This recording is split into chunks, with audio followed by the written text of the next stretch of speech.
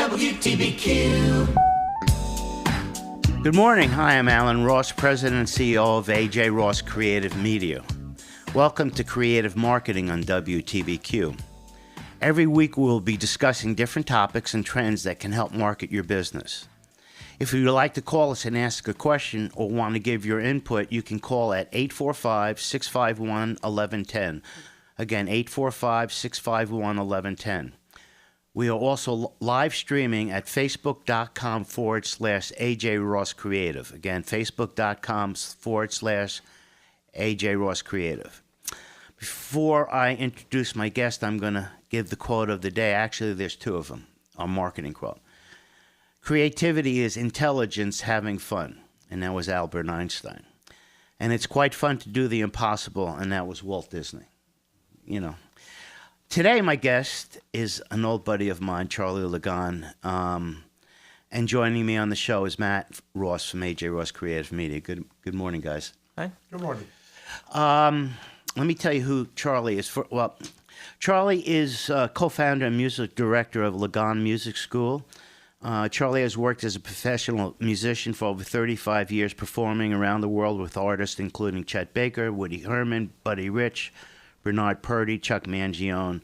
It goes down up, and And following years of touring Broadway television and film recording and instruction, Charlie created a school called Lagond Music School to advance his concept of ultimate musical education. We'll get involved in that. Charlie, good to see you, man. Good to see you, Allan. And let me just preface one of the reasons Charlie and I is a saxophone, flute, clarinet player like I was, and we came up together. We knew the same people. We were kids in New York in the mid-'70s, and I remember, you know how rough the music business was, and it still is, but you were one of the only guys who played my instruments that we helped each other. We helped each other all the way through to when you got dancing, and it was a Broadway show. I would do all your subs, and then you also, I don't know if you still are, but you were with Kid Creole and the Coconuts for many years too. So, and then when you had to come back and play this, I went out to Europe and played with Kid Creole. Quick story about that. You sent me out. I remember I had to fly into Amsterdam, and it was like overnight jet lag. And I go and I get there. It's like 8 o'clock in the morning. It must have been like 11 o'clock at night in New York. And they have two shows that night. And I go and I try to get some sleep, but I can't. So we're playing, and the lights and this. I remember after like the middle of the second show, I almost like fainted. It was like crazy. But that was my first experience with Kid Creole and the Coconuts. But that was a great month. We went all over Europe, and then you came back in L.A., but you've been a good friend. So what I'd like to start talking about is, everyone thinks going into New York City and being a musician in art era and all that sort of stuff was easy. Tell them how what you had to do to market yourself and to push to become a successful musician in New York. Well, first of all, we were 20-something when we moved into New York, so we had all kinds of energy and really no restrictions. We were totally open to what was happening, so we really just jumped into the scene. I knew two people initially when I moved to New York, and one was a trumpet player, more into jazz, and one was a woodwind player, Mickey Schuster, yeah, sure. who was really grew up in Yonkers and was really savvy about the New York music scene, and he was very helpful in getting me started in that whole thing. In those days, really was pretty essential to be a member of Local 802. Yes. The musicians union, because a lot of work came through there, whether it was union work with contracts through like Broadway shows, for instance, and recording industry, or at that time, a lot of the corporate and wedding business wasn't necessarily through the union. Yeah, I remember that. But $60 a gig. But nonetheless, though, we would all meet. The primary way of booking a lot of those types of shows or gigs were going down to the union hall And selling yourself. Right, exactly. But you had to know somebody. It was all about networking. Some things never change. It's the same thing now. Referrals, knowing who, and that's why, we helped each other, but you really helped me a lot. I'm happy to hear that. Well, you had a little bit better temperament than I did. You got along. You knew how to play the game. I did too, but it was just my Pisces nature. Is that what it is? Well, I wasn't a ram. I wasn't a ram in heads. Well, then I was that type A, and I wanted everything. Well, my dentist called me a type A. Did he really? Yeah, he probably just didn't know me before I opened up a business. Yeah, we talked about this. I haven't seen you in 15, 20 years. It's we've been in touch, though. We've been in touch. And I remember... people used to talk on the phone and actually go visit each other and stuff, but now it's like everybody likes everybody on Facebook. Well, that's Sometimes cool. we never talk to people if it wasn't for Facebook. I'm going to get killed here from Carlos, who's my creative director. That's what we call millennials. Well, it's a bit more than that now, It's even funny about that. You have email, you have texting, and, part of the agencies, we do a lot of proposals. Some you win, some you don't. But, you put a lot of time into it. And all you want to do is hear from somebody and say, did you get it? Did you not get it? And if you don't want to give us a call, text us or email. And they don't even want to do that sometimes. It's amazing. So, why do you think that is? I have my thoughts on it. Give me your thoughts. You're the guest. My thoughts is that, kind of like you can't see the forest for the trees. Everybody has so much information coming at them that it's overwhelming, and sometimes you think you're going to get back to it, and you don't because you got more piled on top of that, and or you don't know exactly how to reply, so you don't. Yeah, there's a lot more to keep up with these days. Yeah. I love email personally because I'd rather text. I took typing in high school, and I know how to use 10 fingers. I remember I did texting. I did typing. I was good in it too. Now I'm reduced to my thumbs, and it's like, all right, give me a break. Yeah, well, it's to me, it's part of the business. I still don't. Oh like yeah, it is. I still don't like it. Certainly here to stay, but yeah. It's nice to have a little balance. Yeah, I mean, again, even in the music business, and we'll talk about the school you're doing. It's still when Matt or Carlos or I go to a potential new client, we go and see them. Some people say, "Can you send me a proposal?" I say, "No, I gotta know who you are, what you do, if we're the right fit." And that sort of stuff, and a lot of people don't want that, and it's crazy. Unless you're great at writing essays and everything, I look at email and text and things as just simply an exchange of straight ahead information, data. Mm-hmm. But that's like your information's in black and white. When you have face to face, all of a sudden you have Technicolor. Right. So you get some real insight into what we're talking about. Yeah. But anyway, going back to the union days, this was not only was this before telephone, mobile phones. This was before they didn't have beepers. Yeah. So you had to wait by the phone. Pardon me? You were literally waiting by the phone. Or have a lot of quarters in your pants. Right, exactly. Right. Or what was big in those days was a radio registry. Yes. Was a service. JU2 8800. And people, you would sign up for that service, mm-hmm. and people would who wanted to hire you or whatever. They actually calendar for you. That was recording for the recording part of the business. Primarily for the recording industry, but after a while it got a little bit more versatile. So we were discussing on the phone when we were talking about when I first came in, and how a lot of people today think they should come in and get make $1 million right away. I remember coming into New York City. I lived in Miami for a couple of years before I came back to New York, and I came in and I said, "Hey, I'm here. Where's all the gigs?" And I remember going to the Bottom Line. Do you remember the Bottom Line? That was the best club. Yeah. And Michael Brecker, who was our age, saxophone Mm-hmm. player. Actually older. No, he was our age, my age.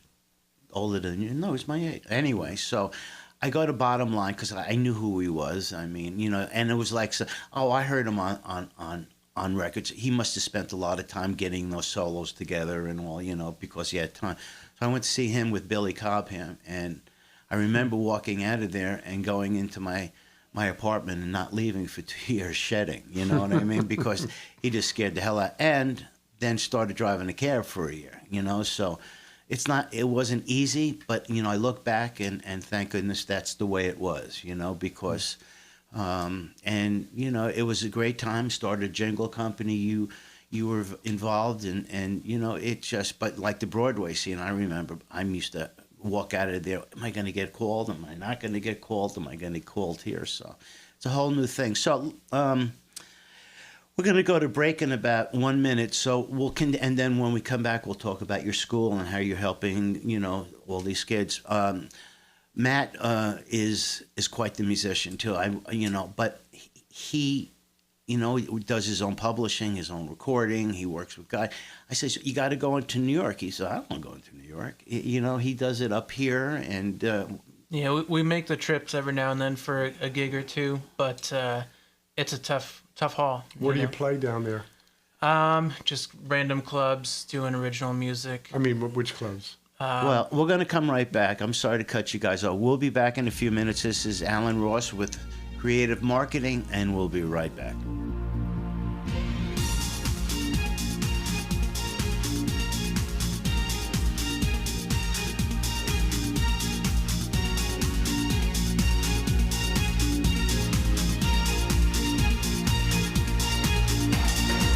AJRoss Creative Media is the premier marketing, advertising agency, web design, and social media company in the Hudson Valley. AJRoss connects their clients with prospective customers by generating powerful marketing and advertising concepts.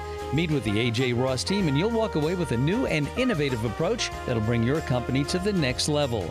Contact the AJRoss team and set up a free consultation and get started with the best. Visit AJRoss.com. This is Sister Anna.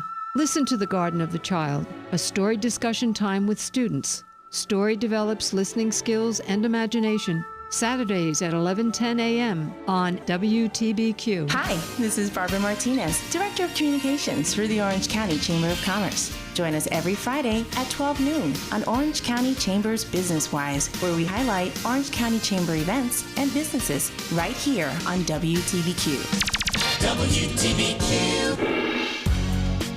Oh, nice music, man. Thank you. Let it run for a little while. Again, this is Allan Ross, and welcome to Creative Marketing. I have Charlie Lagond, an old buddy of mine, a musician, and I have Matt Ross, who's from Creative Media. And, before we talk about the school, we're talking about coming into the city and hustling and networking and this and that. And, when we sat in studios or when we played weddings, I mean, you were playing with probably some of the best musicians in the world. So we're talking about, we have to network. We have to know. If you weren't good, I don't care how much you networked. You didn't get the call back. You didn't get the call back. I remember being, if you went into a studio, say my father was the producer of a big record day, I go in and I screw up or something, you wouldn't get hired again. So, it's a different world out here, and a lot of mediocrity, but there's some good stuff here too. So let's talk about your baby now. Talk about the Lagond Music School. Well, the school was founded with really the mission to really help musicians, or we're not age discriminatory, but most of our students are, middle school or high school, to really just help them become well-rounded musicians that would know how to conduct themselves in many of the scenarios that we were in. Right. And how to get the call back, how to go in prepared, what did you have to do, and also the diversity. Like back in the day, we would do, you do a recording date, jingle or whatever, commercial recording or a record date in the afternoon. You'd go do a Broadway show at night. And after the Broadway show, you'd go play a jazz gig or funk gig or something in one of the clubs. If you were lucky to have the gigs. Right. But you had to have the gig. You had to have the goods. You had to. Like you were saying before when we were off air, you had to be good. Yeah. So that's what we founded the school on, the students. You had to be good. You had to know how to play your instrument, how to conduct yourselves in different musical styles. Some gigs you read on, some gigs you play by ear. Those are two different skills, but they're equally important for different scenarios. You know, you need to know repertoire because that's what you do. You know, unless you're reading a Broadway show or playing a record date, you know, you have to know repertoire. So you prepare these kids for the real world. Right, exactly. You do private lessons and all that with them? We do private lessons at all instruments and voice. I've developed a curriculum. We wrote our own theory book that's like, you know, with worksheets and things that so that take you through a practical approach to theory. It's not like just like you learning a theory concept or element and then you go on to the next one. No, each element that you learn, you have to pass a proficiency on your instrument so you know you can use it. So you're getting them ready as far as being top-notch musicians, but it also sounds like you're getting them ready to how to market themselves and how to prepare themselves to go out in the real and the real world is not like it used to be when we were kids. There was a lot of sessions going on, and there was, you know, I think the recording thing in New York. I mean, it's in L.A. a little bit, but so it's out. Well, it's still out there, but it's Excuse me. like where, you know, the recording industry used to have centers. Like New York was the center. California was a center. Well, you know, Chicago would be a center.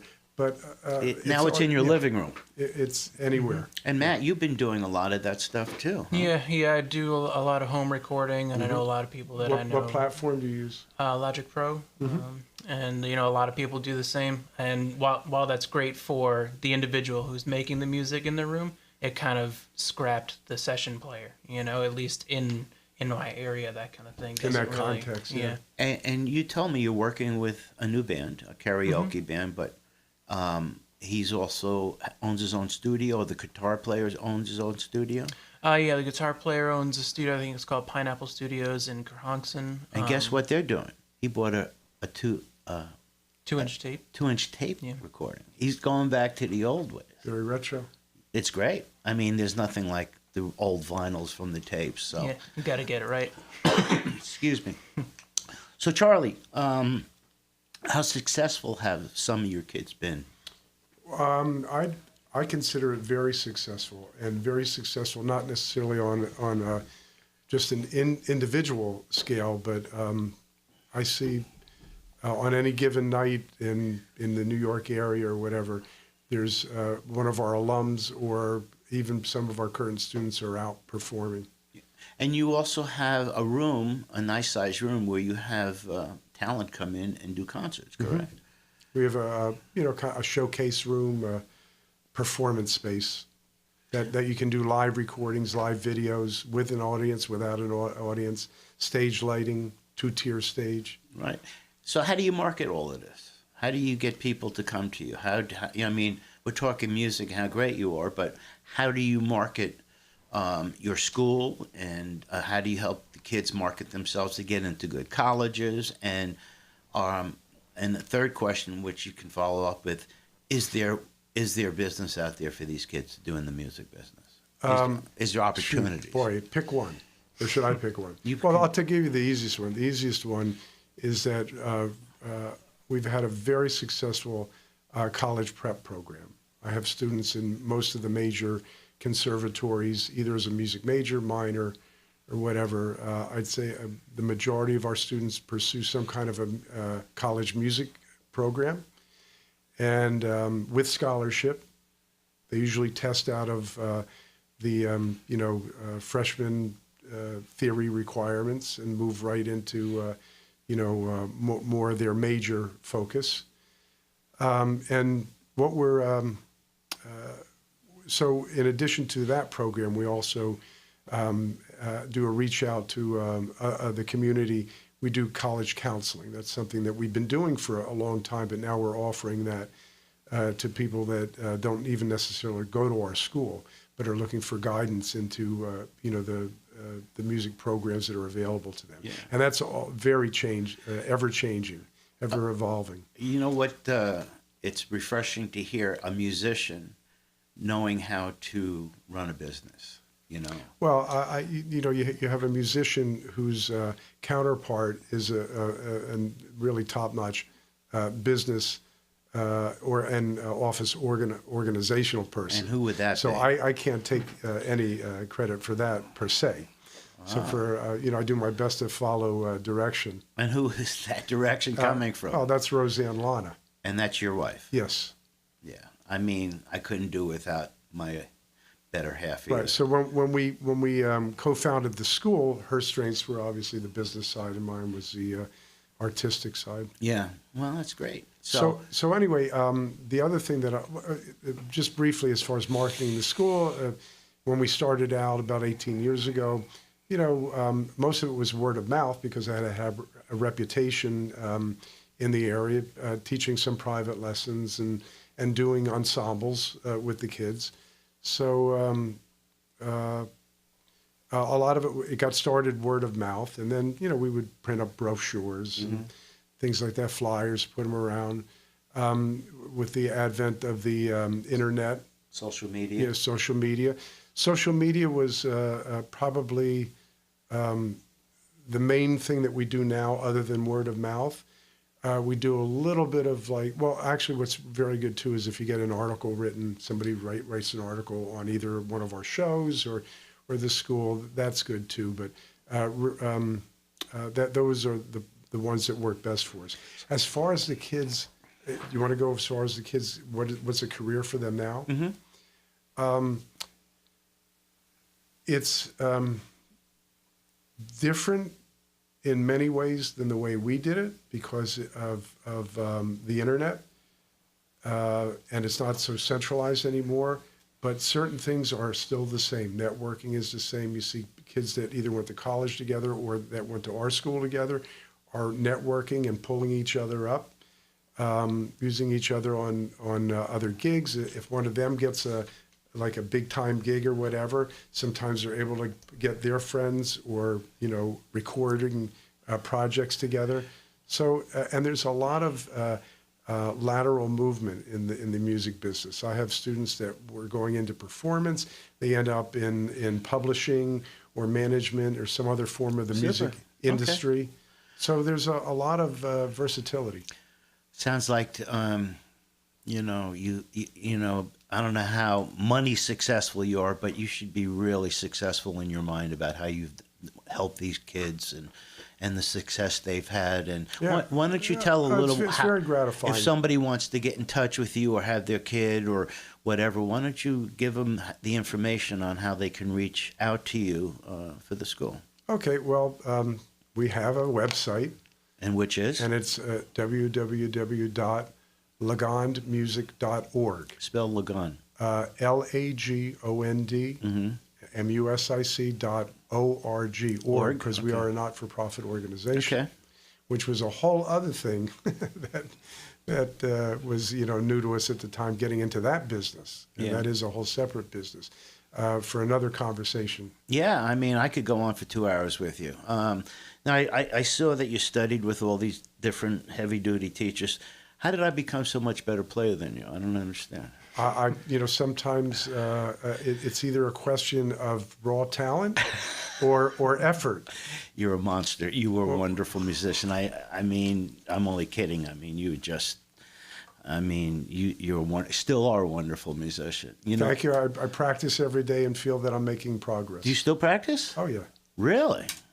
Sure. Wow. That's one thing about the music business. It's not like you get a degree hanging on your door and bingo, you go. You're only as good as the last gig you played. Matt, do you have any final thoughts before No, I mean, it's just great that you're offering people an avenue into the business side of it because, so I'm a musician, but I'm terrible at marketing myself, and me entering the music business, I wouldn't even know. I mean, I've been playing gigs for 20 years and I've played in so many bands. I'm the guy who can get to the show and play the gig, but you're in the vast majority. yeah. Yes, but meanwhile, he's a partner in an advertising marketing agency, so you figure that one out. And he won't let me help him market him, so you figure that out too, because that's what I do. So, but he's a wonderful musician. Maybe you should listen to Dad. Yeah. Anyway, we've come to the end of the program. I would recommend anyone has a kid or someone going to college who needs some help, that Charlie's School is just a wonderful school. Thank you. There is also a Facebook page, a school Facebook page. Okay, go ahead. What is it? Lagond Music on Facebook. Lagond Music on Facebook. Yeah. Okay, go and check it out.